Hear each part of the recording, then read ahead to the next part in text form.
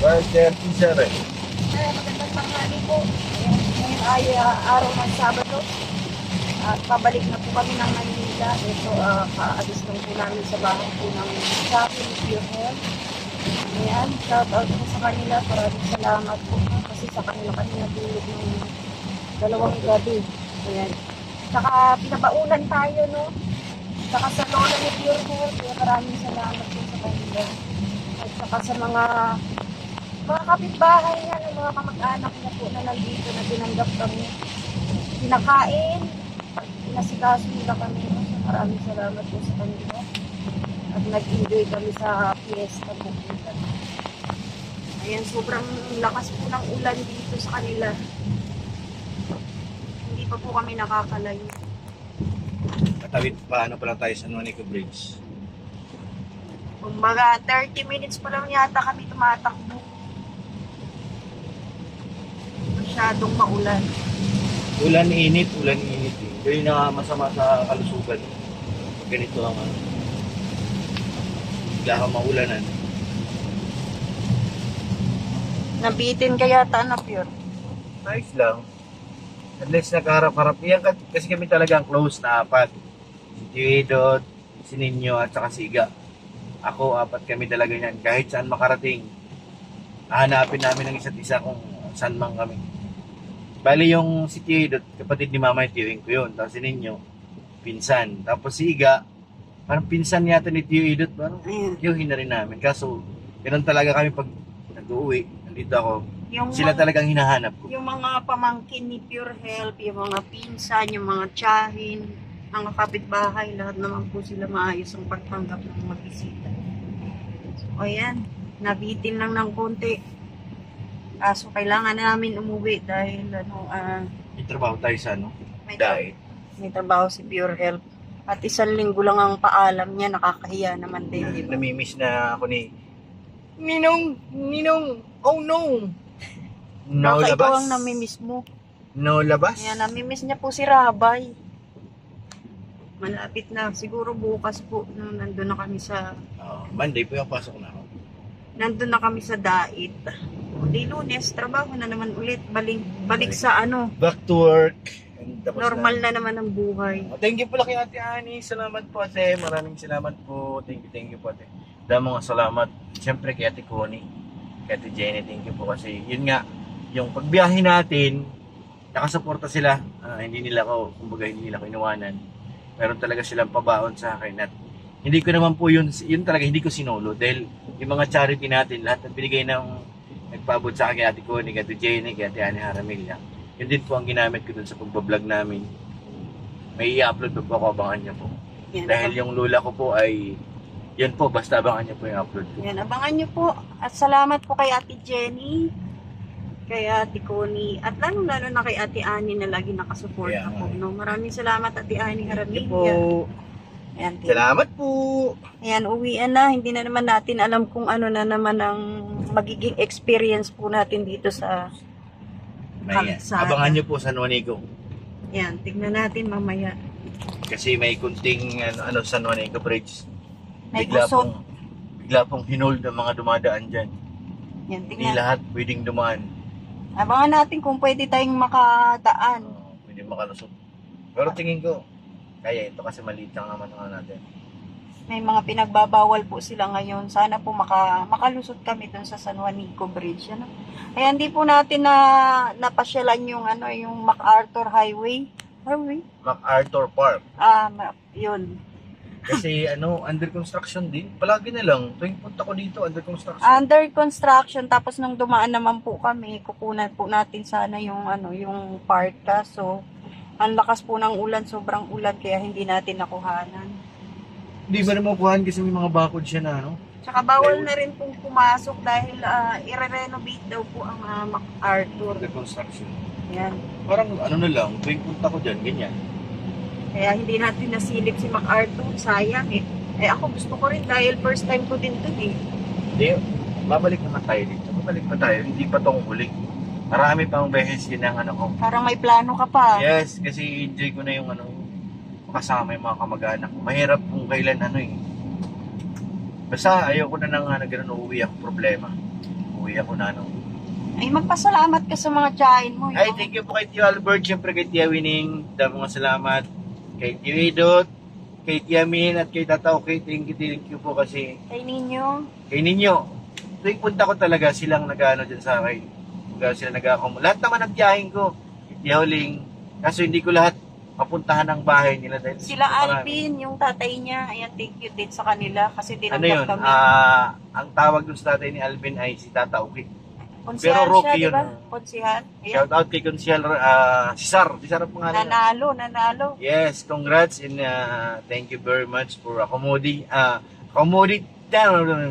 Very accommodating po Oo, sila dito talaga. sa amin. Hindi kami Pagdating pinabayaan. pa lang, andun talaga nakasuporta. Kaya, thank you po. Salamat po. Marami akong napuntahang lugar pero sa kanila, sa mga kamag-anak ni Pure Health, talagang maasikaso po sila, no? Lalo Yung na kay- tipong bababa ka na lang para kumain, Kay Tia Winning lalo. matutulog, gano'n. Imagine mo si Tia Winning, may tindahan pa yun. Pero, nagagawa tayong ipagluto. Oo diba? po, pinagluluto Lahat. kami. Imagine mo, siya lang kasi sila na lang mag-asawa na tira sa bahay dahil lahat ng anak nila may kanya-kanya ng pamilya. Kaya naisip ko na rin, di ba sabi ko sa'yo kagabi, darating araw, gano'n na lang din tayo, tayong dalawa na lang. Yeah. Dahil yung mga anak mo, may kanya-kanya ng pamilya, doon at hindi naman pupunta yun. Na-imagine ko na sila mag-asawa eh. Kampante naman ang buhay nila. Gano'n na, pagdating ng araw, sila na lang, kayong dalawa na Pag lang. dumadating lang kami, nagugulo ang buhay nila. Talagang asikaso, gulat ka. Pinagbalot pa siya ng Ayan, yung Baon. pag-uwi po namin, meron kaming baon. Ayan, nandito po, ayan, binalot, niluto. kay Nanay Maring pala, thank you Nay sana mahuman na matapos na ang bahay mo. Sana Ayan. nakatulong yung konting natin. Sa lola ni Pure Health Oo. na ang lakas-lakas pa. Na pinagluto ko ng kamuting kahoy. Ayan, salamat. Thank you po Nanay. May baon na po kami. Thank you po Sa Nanay. biyahe. Nanay Maring. Ayan. At abangan din, may vlog din tayo doon sa kanyang bahay, Nanay Maring. Abangan niyo po. Kasi siya po yun yung napili natin tulungan. Yan po yung shinare ko ni Pure Health yung bigay nila Ate Jenny, Ate Connie, at ni Ate Annie. Hindi po natin sinulog yun. Tsaka- Grabe mga pulis bantay. Marami pa pong ginawa kami doon. Kaso yung yung nicho po sana nung kapatid ni Pure Health, papaayos ni Pure Health. Palagyan ko ng lapida. Ayos na yun. Yung pinsan ko na lang maggagawa si Ninyo. Hindi nga lang namin nakita yung paggawa kasi aalis na kami, no? Ayan Traffic. salamat han pagbisita ha. Tacloban. Sama-sama tayo. Kaso traffic nga. Ayan na, traffic na po ang lahat. Bakit traffic Yan po. alternate ang dadaan? Ala, Pag ano. guys, ito na, nasa Manila na ako. Baka alternate na pagtawid. Ramdam na ang Diyan na may mga bus. traffic. Nagpakatago yung mga bus. Ano to? Silver Star. Biyahing Manila din yan. Galing pang Mindanao yan. Paano yan? Anong mangyayari sa kanila? Ang yata ang advice parang ang bus na galing Visayas sa gaya ng Ormoc, dito lang sila tapos matransfer sila dun. Kasi ang San Juanico pinagbawal na po yung mga bus. Dahil, Hindi ko alam baka ano yung pinakadahilan? may na to, may tama na ang San Juanico Bridge. Kasi i-renovate din po nila yun. Mukhang one lane lang yata pinapadaanan. Ayun lang, natapat kami sa ganito. One lane lang. Sa ganitong sitwasyon. Ganun talaga kasama Ayan na, Tacloban. Babay na Tacloban. Paalam! Hanggang sa muli. Tingnan mamaya yung San Juanico kung Tingin ko, estimate ko one lane. Kaya mahaba ng pila eh. Isang lang, tapos mamaya papasok dito naman na side. Kaya ganyan ang traffic. Traffic, no? Isang sasakyan lang ang pwedeng tumawid. Medyo matagal. Pero pinapatawiran naman siya. Mga light vehicle lang. Ito, mga pick-up, van. Basta yung bus hindi pwede kasi malalaki. Baka butas na yung San Juanico. Ibig sabihin, yung mga hindi gaanong malalaking sasakyan na kaya pang dumaan doon sa San Juanico Bridge, pwedeng dumaan. Pero yung malalaki talaga, kagaya ng bus, kasi mabigat, di ba? Maraming tao, maraming Bus pa lang, bigat na kahit wala pang tao. Oh. Ay, Ito bumalik oh. umikot to yung kapatid ni Black, oh. Si Black din bumalik. Hindi Pero hindi tayo kinaya. pwedeng bumalik kasi dito lang talaga ang way natin eh. Kaya mag-aantay tayo sa traffic. Mga taga rito lang yan yung bumabalik kasi may mga daanan niya sa gilid. Pero tayo, wala nang tayong ibang way. Wala, dito lang talaga. Kaya magtitiis tayo ngayon. Ganon din pala, pinagmadali pa kita. Ganun lang talaga yun. Pinagmadali ko po kasi siya dahil tanghali na. Sobrang haba po kasi ng oras ng biyahe. Tutuba po sila, nag-uusap-usap po sila. Kwentuhan yun kasi nga yung isiiga kasi nung nakaraan bagay saglit lang. Nag-uwi rin sila kung kailan nakaharap ko ng tapos ngayon lang sila nakabalik. Tapos nagawi din ulit. Pag alis ko dun sa lamesa, nag-uwi na siya, sumakay na rin ng motor. Nahiya kasi yung umalis. Yung asawa niya kasi naglalaba doon sa tulay. Papuntang Upong yung malalim doon. Ngayon, maraming planggana yata. Hindi wala bubuhat. Malayo-layo sa bahay nila. Siya ang nung bubuhatin niya. Pero at least sinilip ka ha, kahit ano. Kahit Lang, yung mabisi malimango siya. po, wala. Pangos po, malapit lang po doon sa tsahin ni Pure Health. Hulihan Fish talaga doon. Fish pan yun. Fish Fish pan. kids. Kaso wala. Wala talaga. Nag-harvest daw kagabi. Ba't di ka bumili?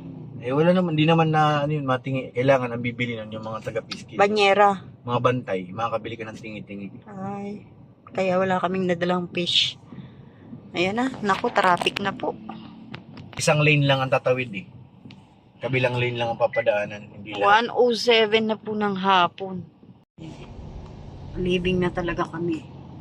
One lane nga lang, kaya ganito ang one lane lang ang pinapadaanan. Kaya medyo matraffic. Pero makakatawid tayo sigurado. Tawid yan.